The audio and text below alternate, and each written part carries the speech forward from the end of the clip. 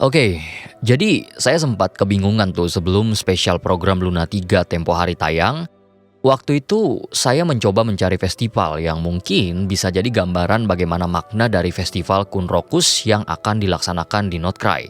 Nah tapi ternyata saya tidak menemukan jawabannya karena pencariannya saya persempit pada budaya Finland yang mengingat nama-nama yang digunakan selama ini di tokoh-tokoh Notcry, khususnya yang berhubungan dengan bulan, itu sangat kental dengan nuansa Finlandnya.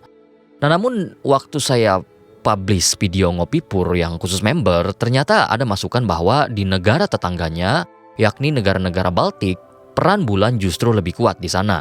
Bahkan ada festival bulan juga di tempat tersebut. Nah tapi karena besok sudah masuk Luna 3, saya merasa tidak elok lah untuk membahas festivalnya sekarang, karena konfirmasinya juga udah di depan mata gitu. Nah meskipun begitu, saya pribadi menemukan sebuah narasi yang mungkin bisa menjadi jawaban kasar tentang apa yang sebenarnya terjadi pada bulan di Furnanari War. Yang mana ini juga berkaitan dengan status Frost Moon yang saat ini sedang terombang-ambing. Ya jadi mari kita lanjutkan pembahasan arkanum kita kali ini, perihal dosa Frost Moon terhadap Heavenly Principles.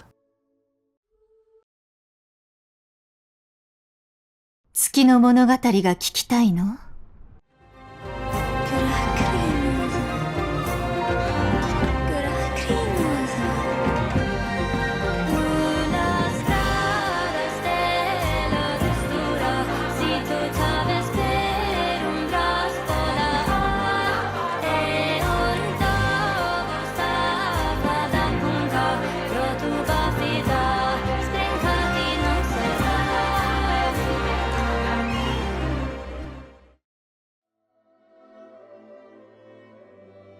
？Nah perihal ini sebenarnya sudah sering banget saya tekankan dalam pembahasan kita soal bulan dalam beberapa waktu kebelakang khususnya, karena betapa anehnya bahwa Heavenly Principles sama sekali tidak mengambil tindakan atas perilaku bulan yang secara tidak langsung itu mendorong pemberontakan di Hyperborea. Ya mungkin saya ceritakan lagi sedikit untuk teman-teman. Pada finale of the Deep Galleries, pernikahan antara Koitar dan Seutervoinen alias Voyager bukannya tidak disaksikan oleh entitas langit, melainkan justru disaksikan langsung oleh 3 Dewi Bulan. Namun meskipun mereka melihat peristiwa penting itu, mereka tetap tidak mengambil tindakan apapun. Dan kalau melihat bahwa pemberontakan Hyperborea akhirnya terjadi kurang lebih 30 hari setelah pernikahan tersebut, berarti Heavenly Principles tidak menerima kabar apapun dari ketiga Dewi Bulan. Padahal dari sudut pandang kaum naga, di era tersebut bulan sudah punya hubungan dengan Heavenly Principles, yang mana tuduhan tersebut dibebankan kepada mereka terkait penciptaan Moonwheel yang dianggap sebagai bentuk kerjasama antara bulan dengan Heavenly Principles. Nah sebenarnya status istimewa bulan sendiri memang sudah ditunjukkan sejak awal, sejak kedatangan Heavenly Principles ke Tifat dan ketika HP mengambil alih Tifat setelah kepergian Nibelung. Ya, seperti digambarkan di finale of the Deep Galleries, ketika seluruh aspek dunia diubah dan disesuaikan fungsinya oleh HP, hanya bulan yang sama sekali tidak mengalami perubahan, hingga akhirnya mereka hancur sendiri pada saat Furnanari War. Nah sebenarnya kehancuran mereka pada peristiwa tersebut bisa saja menjadi sebuah konsekuensi atas tindakan mereka, terlebih jika melihat bahwa secara timeline, waktunya sangat-sangat tepat.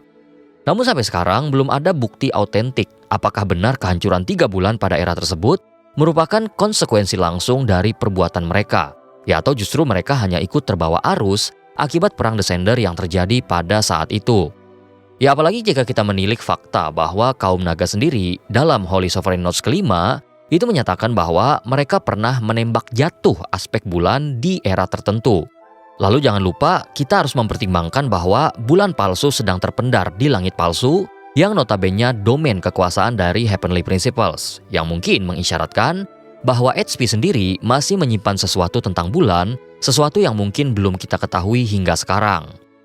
Nah lalu saya menemukan sebuah bacaan menarik dari sebuah folklore yang berasal dari Lituania. Dan Lituania sendiri menjadi salah satu dasar budaya yang digunakan untuk membangun salah satu penyembah bulan di Genshin saat ini, yaitu Frost Moon Science. Dan salah satunya adalah Moonchanter mereka yakni Lauma. Ya jadi kemungkinan besar kisah yang saya angkat kali ini memang berhubungan dengan Frost Moon. Dan secara kebetulan juga ada satu kejadian dalam folklore tersebut yang mirip sekali dengan apa yang terjadi pada Genshin Impact. Nah, dalam folklore tersebut diceritakan bahwa bulan bernama Menulis dan matahari bernama Saule. Berbeda dengan Genshin, di sini bulan digambarkan sebagai sosok laki-laki, sedangkan matahari adalah perempuan, dan keduanya merupakan sepasang suami istri. Lalu sebagaimana cerita-cerita kosmik lainnya, Menulis dan Saule itu hidup berdampingan untuk menjaga keseimbangan. Namun pada satu waktu, Menulis jatuh hati kepada entitas lain yang dalam kisah tersebut disebut sebagai Ausrin. Nah, saya tidak akan menjelaskan detailnya karena memang detailnya tidak begitu lengkap. Namun pada intinya terjadi cinta terlarang antara Menulis dengan Ausrin, dan hubungan itu lambat laun terkuak oleh Saule. Hal ini kemudian memicu murka dari sang matahari dan sang bulan pun dijatuhi hukuman. Nah, ada beberapa versi hukuman dalam kisah tersebut. Salah satunya menyebut bahwa bulan itu dicambuk atau dibelah sehingga terciptalah fase-fase bulan. Ada juga versi yang mengatakan bahwa bulan dibuang atau dipisahkan dari sisi matahari sehingga mereka tidak akan pernah bertemu lagi, dan dari situlah tercipta siang dan malam. Nah, namun yang unik dan yang justru paling sering saya temukan adalah versi di mana yang menghukum Menulis bukanlah Saule, melainkan entitas lain bernama Perkunas. Kemudian untuk menutup bagian referensi ini, saya ungkapkan identitas Ausrin, yang dalam folklore Baltik ia adalah manifestasi dari bintang fajar atau Venus. Nah, sekarang barulah kita masuk pada cerita Genshin. Awalnya, ketika membaca folklore tersebut, saya sempat menduga, jangan-jangan sebenarnya bulan dihukum karena melakukan pembiaran atas pernikahan Voyager dengan Koitar, yang mana Koitar sendiri adalah bintang fajar gitu kan. Tetapi ya, dugaan itu rasanya masih terlalu dipaksa jika disandingkan dengan cerita Genshin yang jelas sangat berbeda gitu loh. Sampai pada akhirnya saya membaca kembali salah satu deskripsi boss item, yaitu dari Frost Knight Hera.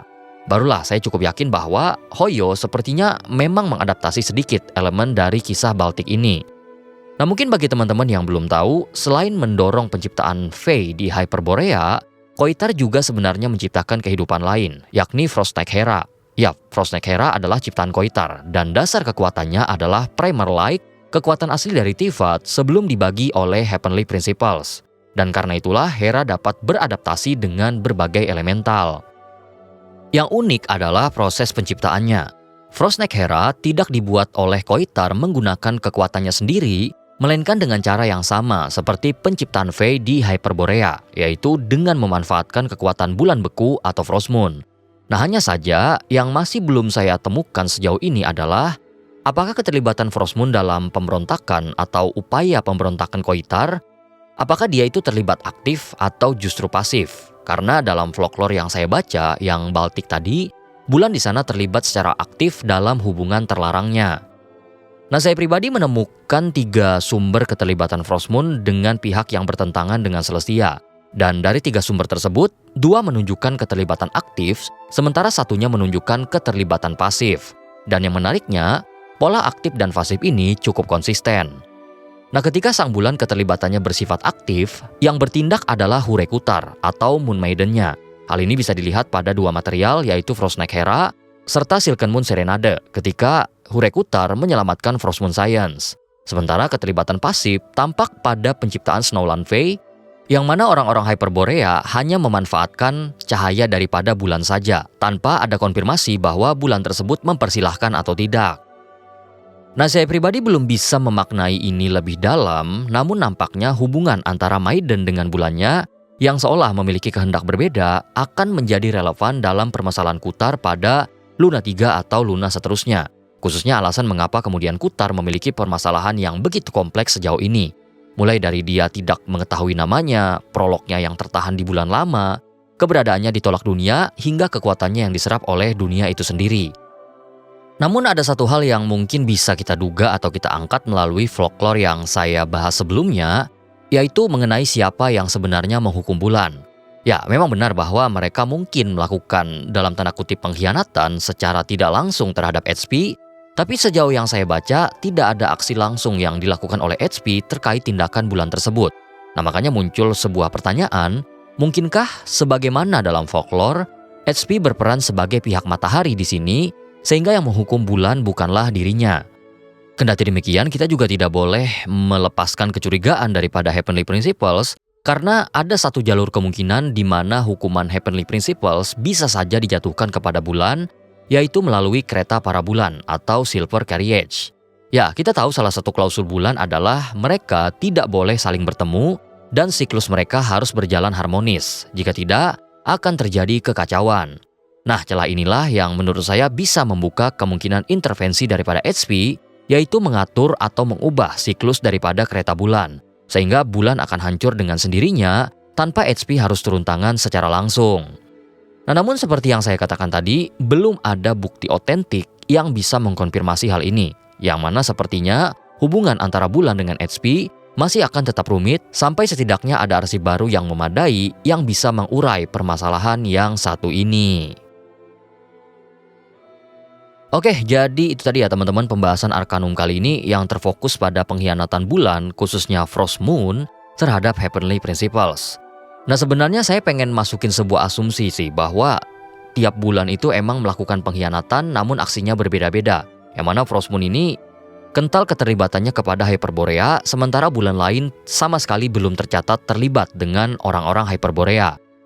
Tapi ya saya tidak riset sedalam itu, yang mana kali ini emang fokus pada Hurekutar saja, tidak pada bulan lainnya. Dan topik ini sendiri memang saya angkat untuk mengisi kekosongan sebelum kita benar-benar masuk pada Archon Quest besok. Dan mengingat ini termasuk ranah world building, mungkin butuh waktu yang cukup lama hingga semuanya benar-benar terjawab. Ya, kendati demikian, seperti biasa, karena adanya berbagai kesamaan dan relevansi referensi yang nyangkut di beberapa bagian, saya rasa tetap penting untuk membahasnya dan menyampaikannya kepada teman-teman sekalian. Jadi kalau teman-teman punya komentar tertentu, misalnya menemukan folklore lain yang memiliki narasi serupa, silahkan tuliskan di kolom komentar. Selama bukan leaks atau spoiler, dipersilahkan. Kemudian saya ingin berterima kasih pada teman-teman membership, terutama para descender atas dukungannya sejauh ini. Thank you berat.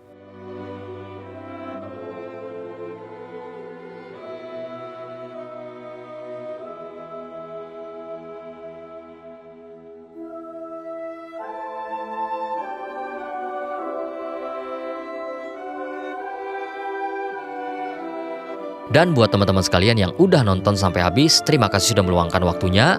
Kalau suka dengan kontennya, jangan lupa berikan like, komen, dan subscribe, atau bisa gabung membership juga untuk dukungan langsung serta eksklusif konten. Oke, saya Mas Pur izin pamit dulu. Ada